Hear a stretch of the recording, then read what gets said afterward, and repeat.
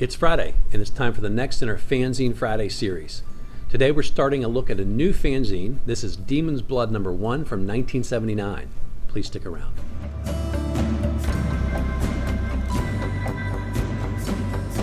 I'm AZ Mountaineer, and this is our channel, Old School Rules, where we celebrate the community of old school gamers and grognards who like classic RPGs, miniatures, magazines, and everything that goes with it. Each week on the Fanzine Friday series, I take a fanzine from my collection off the shelf for a closer look. And today, that's Demonsblood number 1 from 1979. Hope you enjoyed today's video. So last week we wrapped up taking a look at Black Rider, and today we're taking a look at a new fanzine. This is Demonsblood. This is from the United Kingdom. Brian Dolton is the editor. And there are 7 issues of this produced altogether. I have 6. I have 6 of them. I'm missing number 6, so 1 through 5 and number 7. This is the size we're used to. This is just paper. There's no heavy stock on the cover. So we've just got paper folded in half. And as I mentioned, this comes to us from 1979. Let's take a look at the cover. It's named Demonsblood, and there's the cover. You can see this Balrog, which was, of course, a popular figure back in the day, here on the cover. The cover art comes to us, in fact, all the art in here, as far as I can tell, with maybe one exception, is produced by Brian Asbury, and he also has a contribution in this. Demonsblood is sort of a combination of the APA zines like Troll Crusher, Alarms and Excursions, where people sent in 4 or 5 pages of their own sort of like mini fanzine, and then those were all collated. So they got a couple of pieces in here that are like that, and then some random small articles like you would see in the Underworld Oracle, the Dungeoneer, etc. Anyway, so this cover art, name of the fanzine, having grown up around the game when we had the Satanic Panic and people were concerned about the influence the game might have on young children, this fanzine's doing that kind of thing no favor, right? I don't know that it was quite that big a deal in the United Kingdom. And these guys are a little older, so they probably weren't real sensitive to that. It's 32 pages altogether, counting the covers, and they print on the inside of the covers, including on the back cover. Like I mentioned, Brian Dolton is the editor, and he's the one who puts it all together. Brian Asbury writes in and also does the artwork, and then we've got some other contributors here: David Fin, Michael Stoner, Simon Burley, and Steve Barber. And if you recognize Michael Stoner, and we'll circle back to this, he's responsible for The Beholder, one of the most highly acclaimed fanzines to ever come out of the United Kingdom. Had a very long run, very professionally done, really great content. I've got all those, and there's a lot of them, so at some point we'll settle in and do a long series where we take a look at The Beholder. His first page here on page 2 is actually just telling you how to make contributions, how to make subscriptions to it, and then Bestial Growls is Brian Dolton's sort of editorial and introduction. Heliosian Tales is a short article by David Fin with an idea for a couple of traps. Barad Dur, if I'm saying that correctly, is Michael Stoner's sort of APA fanzine contribution. It's got a number of articles he's written all together in there, and we'll go through those. A Psionic Ladybird is another sort of APA type fanzine, and this one comes to us from Brian Asbury, who's a contributing artist as well. So a number of small articles or issues or subjects he takes up. D&D NPCs by Simon Burley, and he talks about, we'll talk about this when we get there, creating a new way to sort of come up with characteristic stats and so forth for your NPCs. Werewolf Comments is Brian Dolton's APA in here, even though he does other stuff too. He mentions that he made this contribution in Troll Crusher number 14, where he used that same title, but he starts over at number 1. He says it's not the same as what was in Troll Crusher, but since Troll Crusher sort of petered out, he was going to start over with number 1. Oddities is a little, some thoughts on campaigning that comes to us from Steve Barber. And then Things That Go Bump in the Night is their new monster section, and he says they'll try to have 3 to 6 in a particular issue, and then finally character file is his idea, Brian Dolton's idea, to have contributions of interesting NPCs. And so let's all throw 5 or 6 NPCs in there each time, stats, a little bit of background, and then the DMs can choose from that interesting characters to include in their own campaign. Okay, Halosian Tales, David Fin. Just all he has, as he calls it, the mini article, a couple of ideas for traps. He says we put a pit in the middle of a 30 by 30 room. At the bottom we've got a chest. Open the chest, there's springs, and out come these flesh pellets that are ejected. They come flying out and land. You get blinded when the pit explodes, and then there are some items potentially in the pit, or I'm sorry, in the chest. The tripwire, and then the second idea is tripwires that are placed in front of doors, and then so that you open the door and you step through and you don't see the tripwire. So you open the door and you rush in, you hit the tripwire, you fall. He says it's a great way to get, if that's your party's typical response. It's like the thief checks the door and opens it, and then the paladin or the fighter comes rushing in. He says, especially people in heavy armor, they're going to trip and fall down.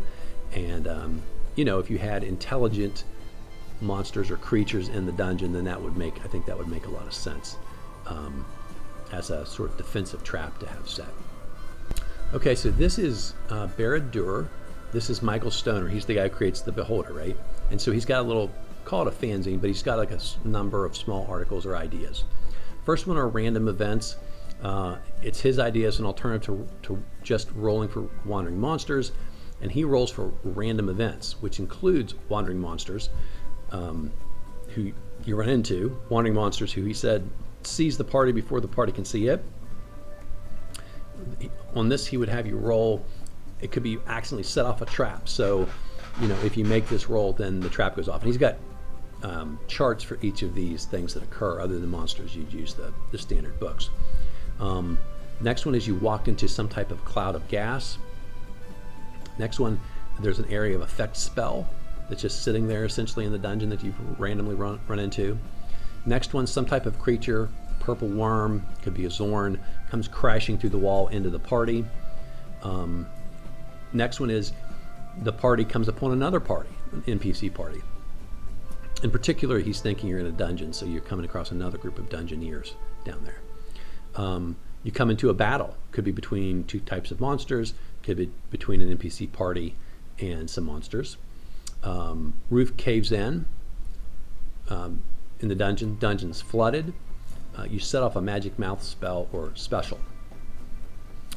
It's pretty well thought out. I'll run through it kind of quickly here so this video doesn't take forever. But pits with spike traps, arrows, spears from the walls, acid. This one I really like. So my player characters need to not listen to the people I DM need to not listen to this one.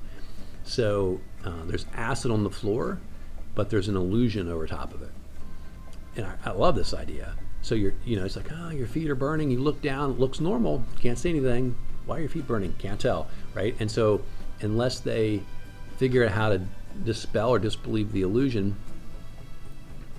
or do something like maybe touch their hand down there, something that would cause more of their body to contact the 2 inches, let's say, of acid that's on the floor, they can't see it, and the illusion makes it look normal. And so by the time they maybe finally figure it out, maybe their boots or metal boots, whatever they're wearing on their feet, are dissolved. Maybe they're taking acid damage, and of course anyone who's ever been a soldier or knows people who are soldiers knows if something happens to your feet, man, you're in big trouble, right? Because you really can't walk, you can't fight.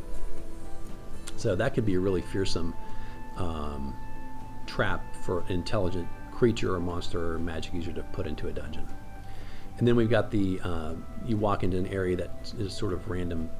The room spins, or there's a teleport gate in there that you can't see, and so that's another way.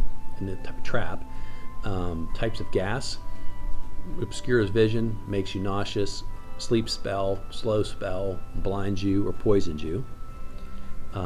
Random spells, spell effects that are placed in a particular spot in the dungeon.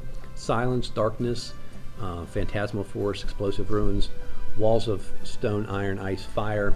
You probably see all that, so that's not much of a trap. Delayed blast, fireball, probably too powerful of a trap in my view. Aerial servant, invisible stalker, time stop, pass wall, insect plague, hallucinatory terrain, or a web spell. Again, just generally speaking, some really good ideas. And then he talks about how to do all those things. He actually has like little sections in here. And so that's his random events section. Then he's got one called Treasure Trove, and that's new magical weapons. The hammer of dragging is a hammer that, and you throw it, but I guess it's got like a little loop of leather or whatever, like Thor. So when you throw it, you just hold on to it, and it pulls you whatever, however far a hammer can be thrown. But then he says you end up in a pile at the target's feet. So that seems like a horrible idea, almost like it would be a cursed item, right? If you get dragged over and don't even land on your feet, you land prone on the floor, minus the armor class, unable to attack. But again, it doesn't say that it's cursed item, but it sort of acts like one. Here's a great idea. Other people had this idea too, but I think this is pretty far back historically. Spell arrows. So you find a magic arrow, and this particular arrow has a spell on it, right? Enfeeble, slow, darkness, silence, confusion, light. So when it hits the target, then the spell goes off. That's a clever idea. And then finally the floating flail, which is a three-headed spiked flail. And you have to be super strong to wield it. And then if you swing it around, you can let it go and it'll stay in place with the flail heads spinning, which would either hit anything that was coming at you, act as an NPC but doesn't move, or it could be left in a hallway to prevent something from like coming after you, right? Because they'll hit the flail. It does say you can grab it to stop it, but then you still take 44 damage if you are strong enough to get a hold of it and stop it. You still take some damage. And then finally the Holy Sword, which is an old, formerly enchanted sword that now is decrepit, rusted, holes in it, chips, nicks. It says, here's the thing. First time you attack with it, it breaks. But then he says he's drawing on the Tolkien stories that if you take this broken sword and have it reforged, it's going to be a super magical item. Somewhere between 90% chance it's just +3, or the small chance it either loses its power or becomes a +5 holy sword. So that would be a pretty powerful item. Wizard's Eye is a review of the fantasy trip, and he just bashes this. He does not think it is good at all. And then he also looked at Spacecraft 2000 hardback book. I think he said it might be. He liked it. He said it might be useful for Traveler. Then we've got Bag of Tricks, which are some ideas about the game. He's talking about resurrection. They didn't really do that until now his character's gotten a little higher level. He allows it 5,000 gold pieces to get it in his, from the neighborhood cleric. So he's got that going on. He's trying to consider how many times he's going to let someone get resurrected before they can't anymore. And his comment is, if you try and you fail your resurrection roll, it's a one-time failure. Once you fail, you'll never be able to be successfully resurrected. He talks about his world, where it was the concept of there was an advanced society, more advanced than ours, but then it's collapsed back into a fantasy realm. So you can find, skyscrapers, automobiles, spacecraft, laser blasters, nuclear power plants, stuff like that. In his campaign, several authors and dungeon masters have gone with that route. It's sort of how their world came to be. And his last idea is magical monsters, where there's something about the monster that's magical. So he's saying, in addition to it having maybe some extra attribute, maybe there's something about it that the characters could harvest and use, like the pelt has special properties. There's a bone through, what's he say? There's a tusks that could be used as an ivory horn of Valhalla. For some reason, there's a ring in this pig's nose. I don't know why you're fighting a pig. That's a magical ring of some sort. It's just an idea to basically stick magic into things that look more like traditional monsters or creatures, from our world, to make them more interesting, I suppose. And then he's got a couple of really random things. I think these must be from his campaign, because he's talking about a particular druid what magic items he has and what he would be willing to trade them to get. And then he's got a little two-line description about some recent campaign, what happened in a recent campaign of his. And then I'm seeing this mentioned in other things talking about the history of fanzines. It's Michael Stoner, and it says here at the end, he's got a note, Brian Dolton does, to say, hey, Michael Stoner's told me he's going to start his own fanzine called The Beholder. It's going to be like the Underworld Oracle. It's supposed to come out in April, which I think is April 1979, which is important because The Beholder, number one, doesn't have any dates in it, and people really, by reading it, haven't been able to figure out exactly when it first came out. So they use this as the basis to guess that's probably when it came out. This next one is a submission by Brian Asbury, who says, I'm a 25-year-old player and I write into every fanzine I can find. Doesn't have one of his own. And he's got some really interesting stuff that I think merits taking some time to talk about. The first one, because this is a fanzine discussion today, is he talks about British fanzines. And he says, good luck to Brian Dolton. And I hope he can, he's a little blunt, I hope he can do a better job than most people have been able to do lately. Says the White Dwarf, professional, it's a really good one. He points out even it has not always stayed precisely on schedule, but close. And then he gives us a little history of where we are with fanzines, right? So he says Troll Crusher, Brian Ansell handed it over in 1978 to Dave Rowe. He did get it managed to get it published on a regular basis until they got to the summer, and then there was a 12-week gap, and then Dave Rowe hands it over to John, I don't know how to say his name, Baile, and it seems like it's vanished. And he's Underworld Oracle, he mentions, started in 1978, came out 2 or 3 months later than they said it would when they announced they were going to produce it. He does say issues 4 was good, 5 brilliant, 6 was so-so, but now there's been nothing since, and no news at all. Except for the comment they were going to change the size and be the same size as White Dwarf. And if you remember my review of Underworld Oracle number 7, they did finally get a next issue out. It did move to the full size sort of module, TSR module sized format, and that was the end of it. Illusionist Vision, he says, appeared twice last year, 78, with good articles, horrible artwork, a little harsh.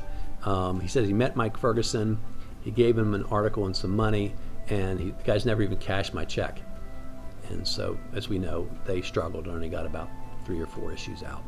3, I think. News from Bree, Hartley Patterson. He said he did a great job last year producing 1 issue. Super critical of that, which he says was largely filled with reprints from Alarms and Excursions. And he's saying, hey, what's the deal? Have you completely filled it up, Hartley, or what? And of course he did not, and there are going to be several issues of News from Bree that'll come out. And then finally he mentions Tortured Souls, which we've taken a look at, which he says sparked briefly to life at the end of 78 and then disappeared completely before anyone knew that it was on the scene. And so he's just sort of saying, like, we need to do we need to do better than that. And then he points out, in fairness, look, people would say to me, hey, you're so critical, why don't you make your own? And he's like, I'm not going to do that. I'm too busy. I'd like to think people could. He points to some, Dippy Zines, etc. Say, look, some people have managed to figure out how to do this on a regular basis. Certainly, Alarms and Excursions, Lee Gold did.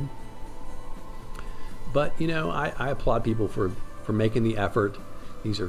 All these fanzines are fantastic. There's a certain charm of the seeing them start, seeing them hit their stride, and even if they don't stick around, I thoroughly enjoy all these fanzines that we've had a chance to look at here. From the U.S., from Canada, from the U.K. Okay, so that's his first article. His next one's called Whither 'Tis Nobler. And he said, let's determine. It's interesting, right? Because my memories start with sort of AD&D, so we had age charts in there. He's clearly, at the beginning of all that. He says, we don't have an age chart, and so he's got a way to figure out the age of your human, your halfling. He says elves are timeless, so I didn't bother, sort of ageless, so I don't bother with their age. But everybody, hobbits, dwarves, gnomes, we roll a dice. They've got a little chart to figure out their age. And guess what? On the second page, he's got a chart that says if you're in this age group, in the way he does it, you can get bonuses to your and minuses to your stats, and so you roll, and if you roll under a certain number, nothing. Let's see. If you roll under a certain number, then you'll get a penalty, like you'll lose your strength over time. You lose strength. Intelligence doesn't change until you get really old. Dexterity only goes down. Wisdom goes down at first, but then can go up one as you hit different age categories. Constitution goes up at first and then down. Charisma can go up at first, and then as you get older, it would go down as well. He essentially has a preset number, gives you a saving throw, and then to resist essentially losing those stat points, and gives you a +2 bonus. Fighters get a bonus on strength, magic users get a bonus on intelligence, clerics wisdom, thieves dexterity. No one gets a bonus on constitution or charisma, so that's pretty good. He's got a discussion of On Guard, which is a different game. I don't play that one, but he's got a couple pages here on that. And then he's got his assorted ramblings, which I thought was interesting because he talks about illusionist vision here again. And his comment is, since he started this, he said, I did finally get something in the mail, but Mike Ferguson sent me Illusionist Vision number 2, which I already had, and I sent him my check, and I said, this is for Illusionist Visions 3 and 4. And so, in any event, a little activity with that. And then the other thing he mentions here, I just wanted to share, was he says, hey, I understand there's going to be a new volume, 2 to the Monster Manual. It's coming. It's from the United Kingdom. It's going to be called the Fiend Folio. We all know it took a little longer than that for it to show up. So now we have D&D NPCs. And this article basically is just a way to roll up lots of NPCs without ending up, he feels like, unfairly giving characters too high stats. And what he says is, if people roll 3d6, you're going to end up, oftentimes not getting good enough stats to be a class you had in mind. On the other hand, if you start with a class in mind, it's sort of statistically unlikely someone would have such good stats to be a ranger or an illusionist or whatever. And so he's trying to address this, what he perceives as a problem. It's never really something I thought was a big deal. I figure, look, you want to have something in your campaign, you just, you do what you think is right. I've never had characters complain, gosh, how do we end up with too many illusionists? That's statistically unlikely or whatever. But in any event, that's his article. It's very well thought out. If you really want to try and do as much as you can to blend in the realism, etc. The next thing is Brian Dolton's, the editor's own APA fanzine contribution. He's got several articles and pieces in here. The first thing he talks about is Lwym-an-Esh, which is a country in his campaign world, and he gives a little bit of background about that, including the religion of the people that live in that world.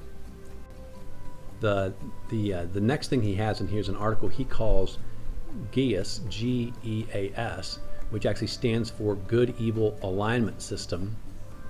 And like a lot of people early on, I think people struggled with what is alignment and how do we use it in our campaign. And has come up with things that either give you sort of a plus or a minus on the scale that he's come up with. Things like, giving, making donations to charitable causes, not, sort of hoarding money, refusing bribes, being polite, donations to your deity, big donations to your deity, converting evil people to your good deity, fighting, slaying undead monsters, slaying evil creatures, etc. And then conversely, he's got things that give you a -1 or move you towards the evil side of the scale. Things like being rude, stealing, lying, being drunk, attacking from behind, using poison, assassinating people, killing good people, converting good people to evil, or tempting good people to turn and do evil things, etc., etc., etc. So it's fairly formulaic. I don't want to go around giving people points all the time in my own campaign, but I suppose that's certainly an option. He also mentions a little bit about his own magazine, Demonsblood, and whether asked the question of whether people would like to see some type of a postal game for Dungeons and Dragons posted in here, something like Superhero 44, or anything else like that that people might want to have covered in the fanzine. And he also mentions that he's recently ordered RuneQuest and Superhero 44, I think it's maybe called 2044, from Games Workshop. He's gotten RuneQuest, but not the other one. He says, he likes some things about RuneQuest. He likes their ideas of battle magic. As I've mentioned before, lots of people are looking for different ways to handle magic and spells than what Gary Gygax came up with in Dungeons and Dragons. Oddities is by Steve Barber. And so he asked sort of the question of whether he should cover any type of fantasy or sci-fi things that aren't role-playing, whether people want to see, what's he say, discussions of things like warp wars, micro games, and he says he'll think about that. He also, so his idea here today is to talk about what's a living dungeon. That's what he says, opposed to the zoo. Is what we used to call the idea that it's just like random monsters in random rooms, like open a door and there's a thing and it just sits in there waiting for you to open the door, right? And so he likes to create dungeons that feel like they make some sense, which I think is a fairly popular modern theory, that dungeons have some sense to why things are there, that creatures can't just sit in rooms waiting on player characters to show up and open the door, right? Certainly not if they're alive and need food to eat. And so he says, look, you think the living dungeon is a much better thing that makes a lot of sense when you have some type of campaign, which of course I think is, which is completely true. He has ideas, about the sort of tribal nature, so lots of kobolds, lots of orcs, or whatever would inhabit, not just random mixtures of different things, especially things the Monster Manual says don't like each other. The other thing, of course, is you're not the only person going in this dungeon, so that's another idea. As it changes over time, NPCs, competing dungeoning parties, etc., should be going in there, and you should see the effects of other people that have come in here on prior adventures before the characters show up. And finally, he's got a chart in here for saving throws for your magical items when they're exposed to things like fireballs, falling, dragon breath, etc.